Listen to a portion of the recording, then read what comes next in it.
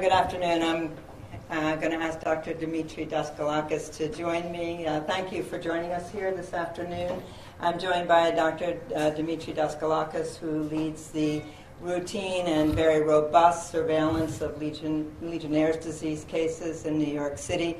As you are aware, the health department is examining the water supply that is shared across 3 buildings located in the Co-op City complex in the Bronx.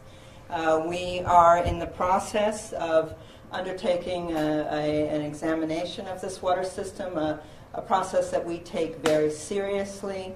We are working to establish a plan for the water sampling, and as ever, our disease detectives who track Legionnaires' cases every day remain vigilant. As you know, we have diagnosed 3 cases of Legionnaires' disease within a 12-month period, and 3 buildings that share a hot water supply in the co-op city of the Bronx. So it is that water supply that we are focused on. And the real reason that we are anxious to get the word out to the residents and to people who work in the building and asking for your help from the press is to ensure that people are aware that Legionnaires' disease is highly treatable, that it's best treated when it's diagnosed early, and we want people to be aware of the symptoms of Legionnaires' disease. These are symptoms that some people might dismiss because they're flu-like symptoms: body aches, headache, fever, cough, even diarrhea. And we are getting across to residents in these 3 buildings and people who work in these buildings that if they have these symptoms, they should seek care early, and then they can be assessed by their doctors and placed on appropriate treatment. As ever, Legionnaires' disease is not transmitted from person to person, so there's no need to worry about that.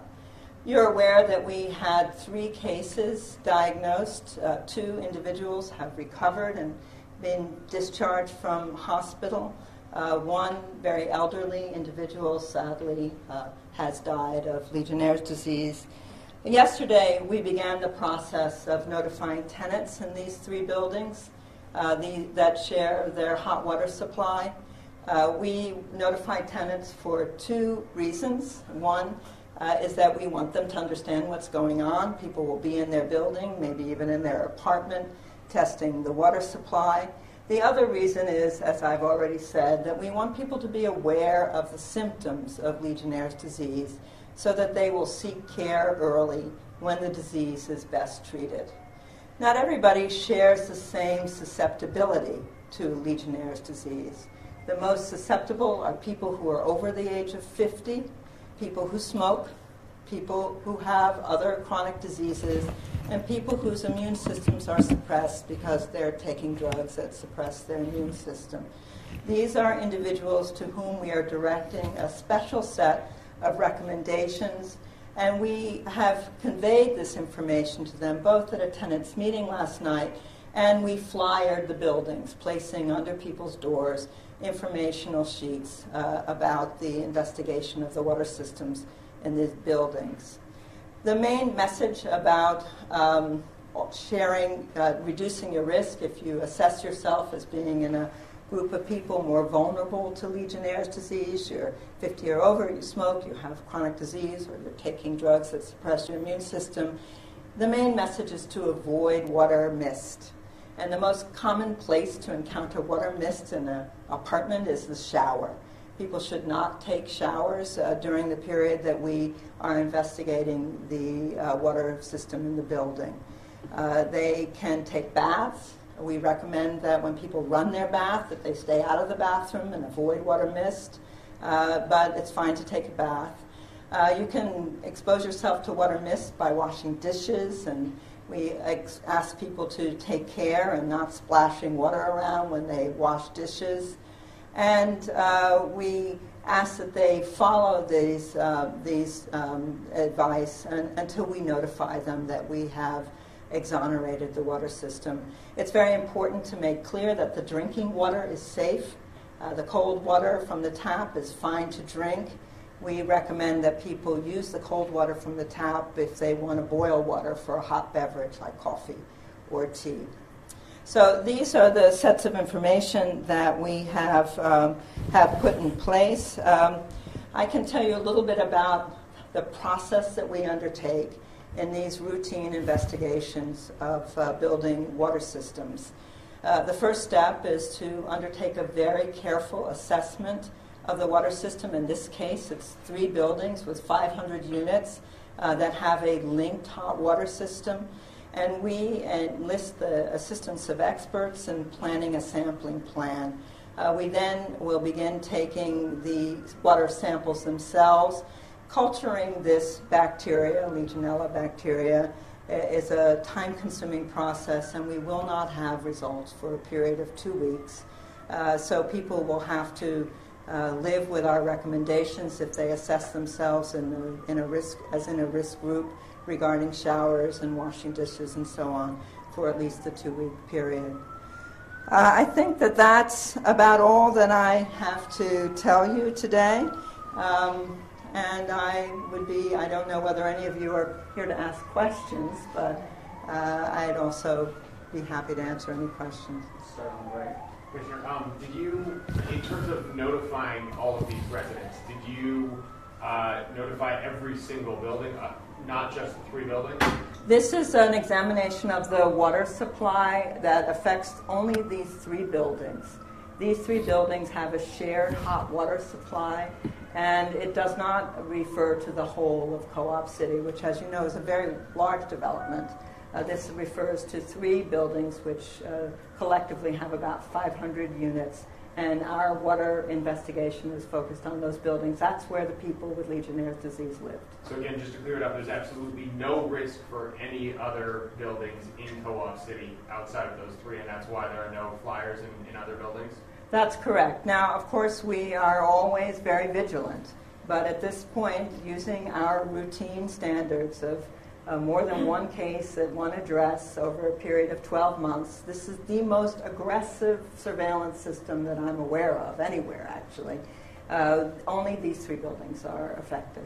And what are the addresses for those 3 buildings? I don't have them with me. And I imagine that they're public, but I don't have. So the testing for the pipes is going to take 2 weeks to get the results? No, the 2-week period is how long it takes in the laboratory. So once the water samples are taken, it takes 2 weeks for the bacteria to grow or not grow. It's a slow-growing bacteria. There's nothing we can do about that. We just have to wait. Can you tell us more about the disease? Yes, well, this is a bacteria that loves water. That's why we find it in water systems. And it also likes warm weather, as that's why we see it more often in the summer and the fall. Every year we see something between 350 and 450 cases. And most of the time we can't ascribe a source to these cases. But we keep an eye on the water supply of buildings by tracking addresses every day of people who are diagnosed with Legionnaires' disease, and those are reported to the department, and if we see something turning up at the same address, then we go out if that has happened within a 1-year period. Legionnaires' disease causes pneumonia. It's a form of pneumonia, and in people who are older, pneumonia can be a very serious disease.